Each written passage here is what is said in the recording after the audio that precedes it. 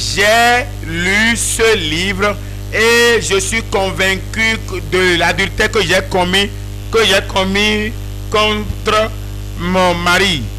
Et alors, mon mari n'est pas celui-là qui va comprendre facilement. Mon mari n'est pas celui qui va me comprendre facilement. Alors, il est de quelle qualité alors? Demande à Dieu. La miséricorde va suivre la vérité. Comme tu veux pratiquer la vérité, et elle a pris la résolution et est allée à son mari et a confessé l'adultère qu'elle a commis avec.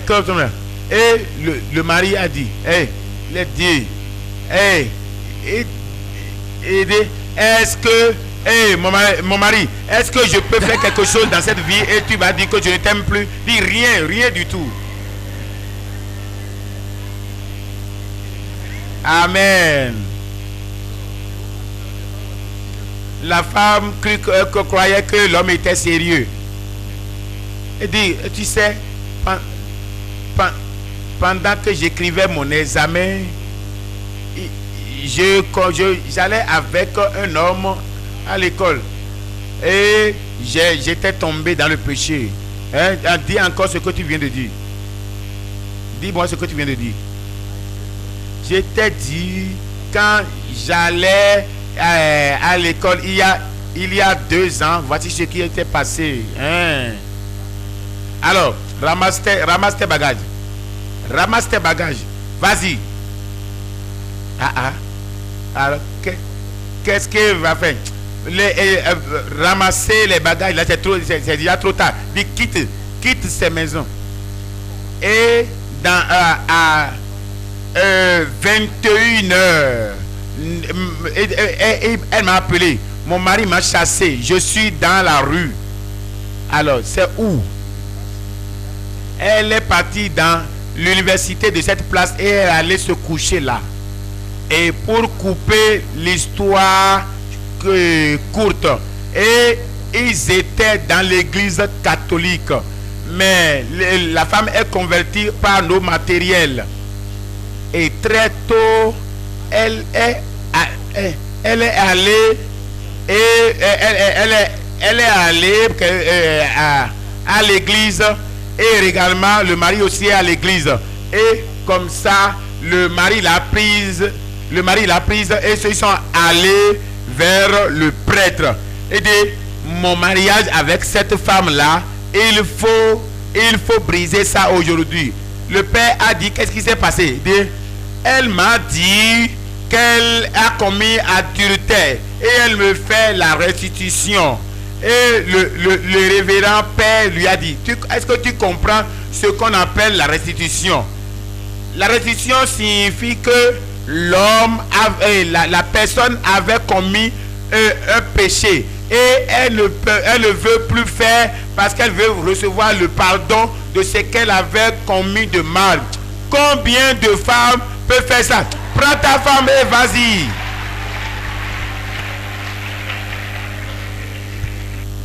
Si tu es prêt à pratiquer la vérité, le Père et la miséricorde va suivre. Quel Père catholique prêche ceci? C'est le Dieu de miséricorde qui suivait cette femme, parce que la miséricorde sera à ton côté.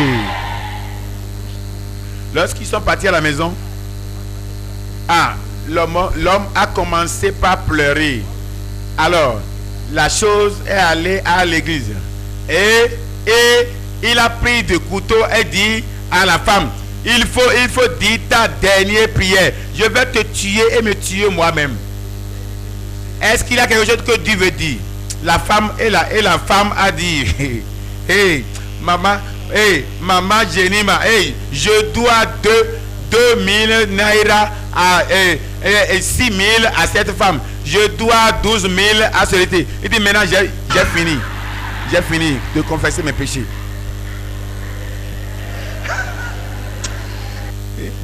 Je prie que la puissance de Dieu qui donne la justice, la source de justice, couvre ta vie.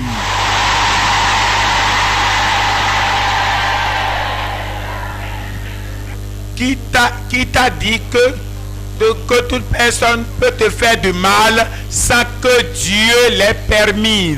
Alors, prends soin de toi. L'homme a jeté le couteau et a commencé par pleurer. Il dit, hey, ça là n'a pas encore marché. Il dit, alors, il dit, faut plus t'approcher de ma coupe dans laquelle je bois de l'eau. Quitte cette chambre, va dans l'autre chambre. Je vais t'amener chez tes parents. Nous irons chez tes parents maintenant. Et il a amené chez ses parents. Il dit, votre enfant a commis l'adultère. Mais comment tu le sais? Il dit que ça m'a donné. Et les parents de la femme étaient pasteurs. Et le parent lui a demandé, est-ce que tu comprends ce que signifie la restitution? Cette femme a rencontré Dieu. Maintenant, elle a changé d'attitude et elle est venue te dire pour que tu lui pardonnes. Mais est-ce que toi, tu n'as jamais commis de péché? Et là-bas aussi, ça n'a pas marché. Alors, ils sont venus ensemble à la maison. Oh, quoi encore? Dieu va tuer, torturer ce cœur inconverti de ce mari. Et c'est à la maison que Dieu a envoyé un prophète qui l'a repris. Et il savait que personne ne savait. Et la femme a prié à Dieu. Et cet homme s'est donné à Dieu. Et cet homme est un membre de ce mouvement de sainteté. L'homme est né de nouveau. Vous ne voulez pas que vos maris ne soient pas nés de nouveau parce que vous ne voulez pas souffrir dans votre chair. Mais Jésus a souffert dans sa chair pour que vous soyez convertis. Vous ne voulez pas souffrir dans votre chair. C'est pourquoi vous ne prospérez pas dans cette maison. Celui qui couvre ses péchés ne prospérera pas. Bien sûr, pour jouir de grandes choses, il faut faire la justice. Grande paix se trouve pour ceux-là qui gardent ton commandement et aucun mal ne leur arrivera. Mon peuple demeurera dans une habitation paisible. Pourquoi? Parce qu'ils pratiquent la justice, ils auront la paix. Oh, dans cette maison, par la justice, la paix règne. Parce qu'ils s'éloignent du péché. Et ils promotent la confidence. Ils promouvoient la confidence, c'est-à-dire la confiance entre l'autre, entre ton mari. Et les gens veulent se marier et recherchent celle qui est juste. Me dit, moi j'ai commis la fornication hier. C'est cela qui va apporter la beauté dans ta vie. Parce que si elle confesse cela, cela veut dire qu'elle ne veut plus commettre ça une seconde fois. Cela sera ta gloire. Cela va attirer d'autres personnes. Nous voulons ceux-là qui sont authentiques. Ceux-là qui ne sont pas vrais ne vont pas dire ce qui est dans leur cœur. Alors, il faut pas craindre de dire ce qui est la vérité. Dis-le de ton cœur. Sur la justice et la paix viendra. Amen. Finalement, la justice, la vérité et la justice. Allons dans Psaume 85 encore. Psaume 85, les versets 12. Et nous allons lire en chœur. Psaume 85, verset 12. Lisons ça ensemble. En 1, 2. La fidélité, j'aime de la terre, et la justice, regarde du haut des cieux. La fidélité j'aime de la terre, et la justice regarde du haut des cieux. Juste à cause de la justice donne naissance à la paix, la vérité aussi donne la naissance à la justice. Paul a dit quelque chose. Ta maman Eunice t'a dit ces choses. Cela était d'abord dans ta grand-mère Eunice. De Loïs. Loïs a donné naissance à Eunice. Eunice a donné naissance à qui? Timothée. De la même manière, la vérité donne la naissance à la justice et justice donne naissance à la paix. La fondation de toute l'affaire, c'est la vérité. Oui. Seulement ceux qui pratiquent la vérité de Christ vivent dans sa justice. Seulement ceux. C'est seulement ceux-là qui vont connaître sa paix. Seulement ceux-là qui vont connaître sa paix. Dans Matthieu chapitre 7. Matthieu chapitre 7. Verset 23. Verset 21 au 23. Ceux qui me disent Seigneur, Seigneur n'entreront pas tous dans le royaume des cieux, mais seulement celui qui fait la volonté de mon Père qui est dans les cieux. Plusieurs me diront en ce jour-là, Seigneur, Seigneur, n'avons-nous pas prophétisé par ton nom? N'avons-nous pas chassé les démons par ton nom? Et n'avons-nous pas fait beaucoup de miracles par ton nom? Verset 23, 1, 2, 3. Alors je leur dirai ouvertement, je ne vous ai jamais connu. Retirez-vous de moi, vous qui commettez l'iniquité. Voyez cela. Je ne vous ai jamais connu. Retirez-vous de moi, vous qui commettez l'iniquité, le péché. Vous ne pratiquez ma justice. Pourquoi vous m'appelez Seigneur, Seigneur et vous ne faites pas ce que je demande? Il y a une femme qui veut avoir la paix dans sa maison. Et elle ne se soucie pas de se marier selon la vérité, la justice de Dieu. Et elle ne regarde pas quand tu te maries avec le diable, tu auras la paix dans ta maison. La vérité te dit, il ne faut pas marier avec celui qui ne connaît pas Dieu. Et tu t'es marié à celui qui ne connaît pas Dieu. Et tu veux avoir la paix, la justice dans ta maison. Tu as refusé la vérité. Tu as renié la vérité. Tu dis, je ne veux pas avoir. Je ne veux pas avoir la honte. Et parce que tu ne veux pas avoir la honte, tu t'es marié et après une année, il y a maintenant des problèmes dans ton foyer. La fondation, c'est la vérité. C'est la parole de Dieu. Pourquoi m'appelez-vous Seigneur, Seigneur, et vous ne faites pas ce que je demande? Vous n'avez pas la paix. Vous dites toujours de mensonges. Et ton mari sait que tu es un menteur. L'argent qu'on t'a donné, alors voilà comment tu utilises l'argent. Plusieurs fois, 50 fois, il te connaît comme menteuse. Et cela t'a fait. Ton mari n'a plus confiance en toi. Et tu mens à tous ceux-là qui sont autour de toi. Alors il n'y a plus de confiance en toi. La vérité a trébuché. La vérité a fait défaut dans ta vie. Dans ton service, dans ton bureau, on sait que tu n'es pas véridique. Comment tu veux avoir la paix avec tout le monde dans ton service? Comment tu penses avoir la paix avec tout le monde? Bien sûr. Voilà ce que nous disons. La vérité est essentielle. Et la vérité, c'est la parole de Dieu.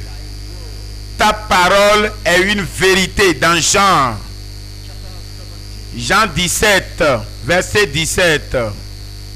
Jean 17, 17. Jean 17, 17. La Bible nous dit ici, sanctifie-les. Sanctifie-les par ta vérité. Ta parole est la vérité. Ta parole est la vérité. La justice vient lorsque la vérité de la parole de Dieu est observée. Écoutez-moi. Vous êtes sauvés pour être juste lorsque vous marchez dans la vérité de la parole de Dieu. Autrement, comment vous définissez la vérité? Comment définissez la vérité? La vérité, c'est pratiquer la justice dans la parole de Dieu pour être juste et saint devant Dieu. Ce sont les doctrines et paroles de Dieu expliquées dans les Saintes Écritures, qui veut dire cela est acceptable aux yeux de Dieu. La justice et la sainteté, est-ce que ta vie est conforme à la vérité? La justice, la vérité, la restitution que tu veux faire, est-ce que tu sais que cela, la restitution que tu as refusé de faire, est-ce que tu sais que cela a rejeté déjà ta justice? Regardez cet homme, son maître lui a remis sa dette, n'est-ce pas, de milliers de francs. Mais il a rencontré son semblable qui lui doit le minimum. Et il a rencontré son ami, dit, oh, paie-moi ce que tu me dois. Et il l'a jeté en prison. Lorsque l'histoire est venue à son maître, le maître a dit, oh, tout ce que tu me dois, moi je t'ai pardonné, je t'ai remis la dette. Alors tu ne peux pas faire cela avec ton semblable, jetez-le en prison jusqu'à ce qu'il ait payé le dernier quadrant. Alors tu dis que tu connais Dieu, tu ne peux pas pratiquer la vérité. Alors cette miséricorde que je t'ai donnée, j'annule. La justice est annulée parce que la justice et la miséricorde vont avec la vérité.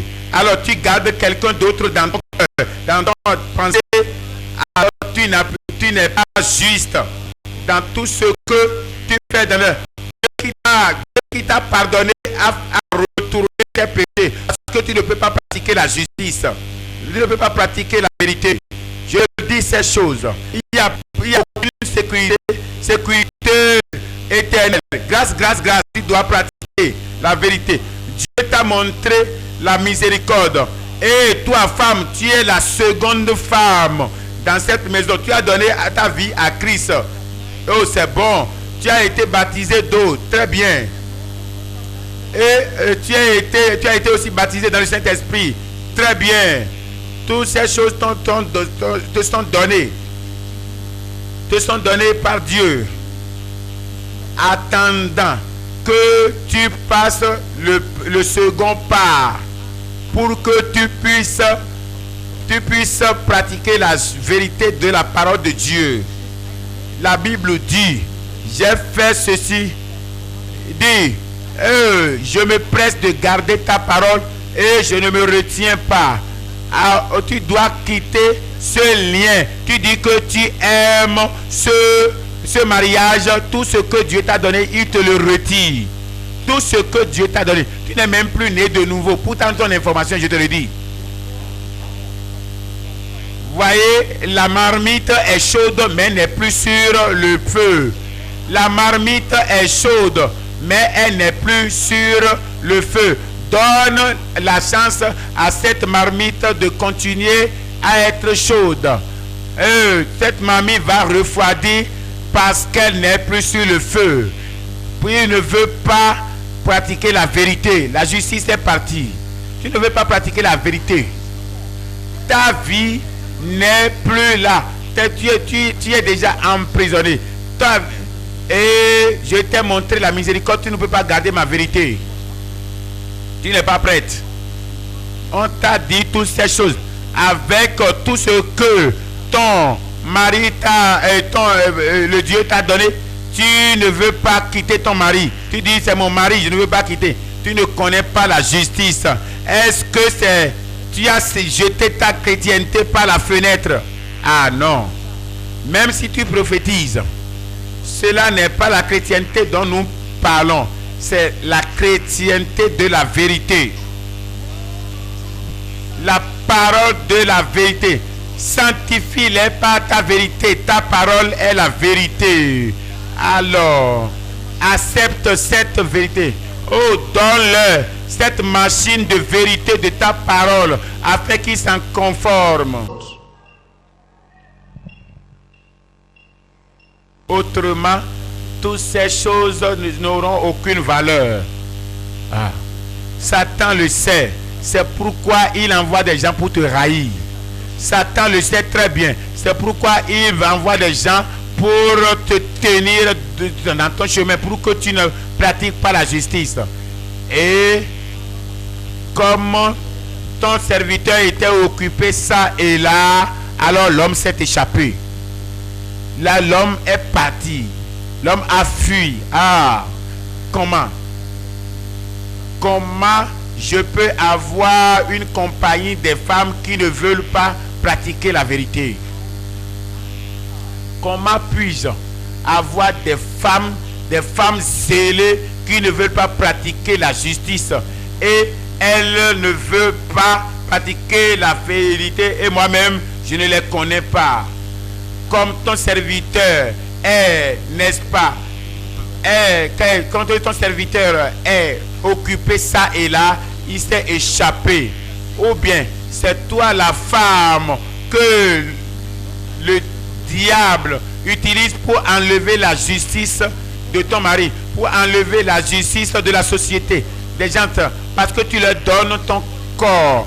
Tu vends ton corps au ministre, tu vends ton corps aux gens, et pour enlever leur justice. Samson a dit, ah, je vais encore utiliser ma puissance. Et il ne sait pas que la puissance l'a déjà quitté. Une femme l'a fait. Cette seule touche. Si David,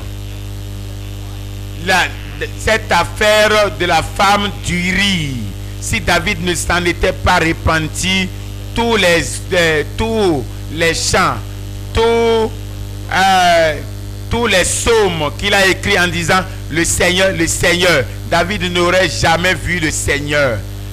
Parce que au moment où il aurait pratiqué cette chose, la justice est déjà partie. À partir de ce temps où la chose s'est passée, la justice est déjà partie. Je remercie le Seigneur parce qu'il a recouvré cela. Parce qu'il a confessé son péché. Ah, voilà l'homme. Tu vas recouvrer cela aujourd'hui.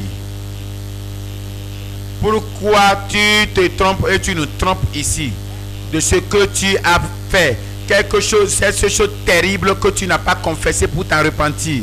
Tu vas confesser cela. Tu vas t'en repentir et recevoir à nouveau la justice. Tu vas confesser, abandonner cela et recouvrer ta justice. Alors, va à Christ. Je vais terminer par Éphésiens chapitre 6. Éphésiens chapitre 6, je lis le verset 10 jusqu'au verset 14. Au reste,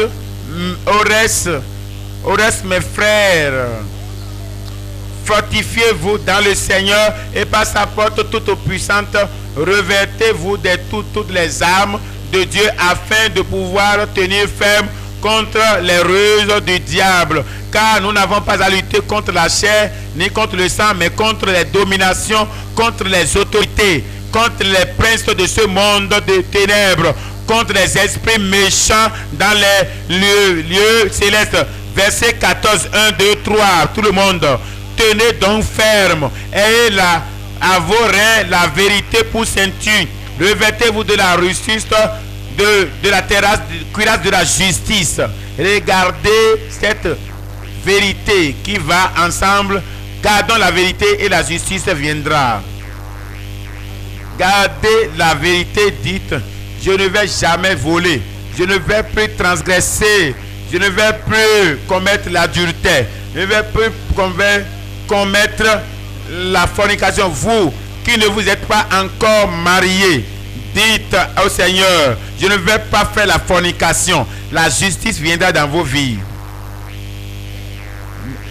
Alors, vous serez protégés de Satan.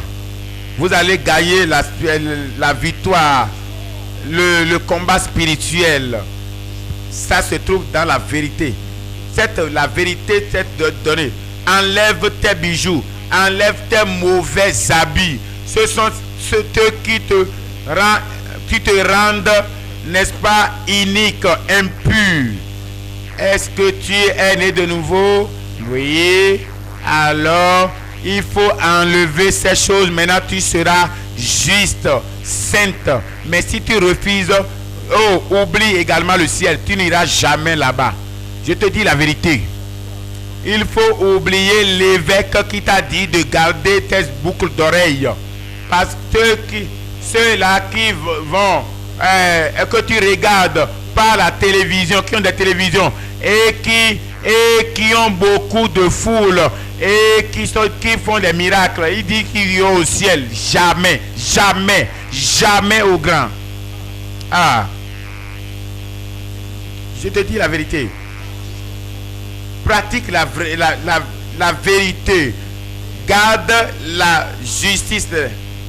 Ainsi tu seras juste devant Dieu.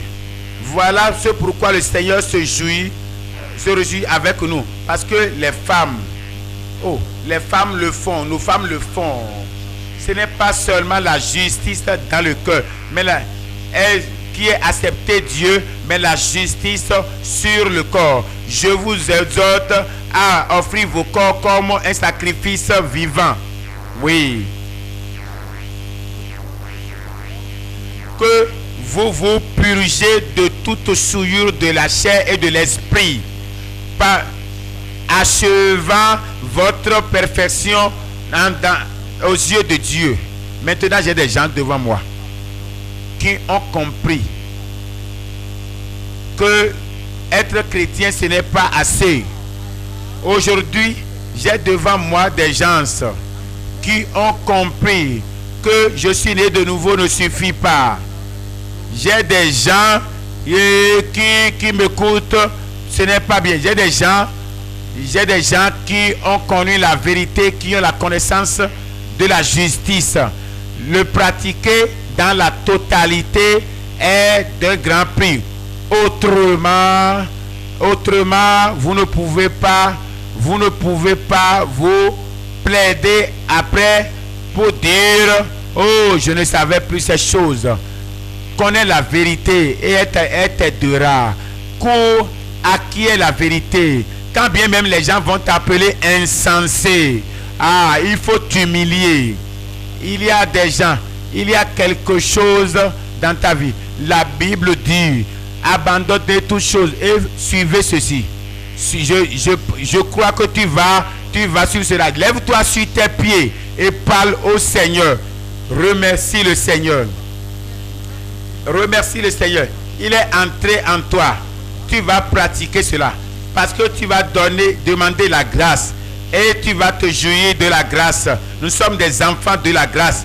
Parce que nous avons la vérité à garder. La vérité à pratiquer. Alors qui est suffisant à ces choses?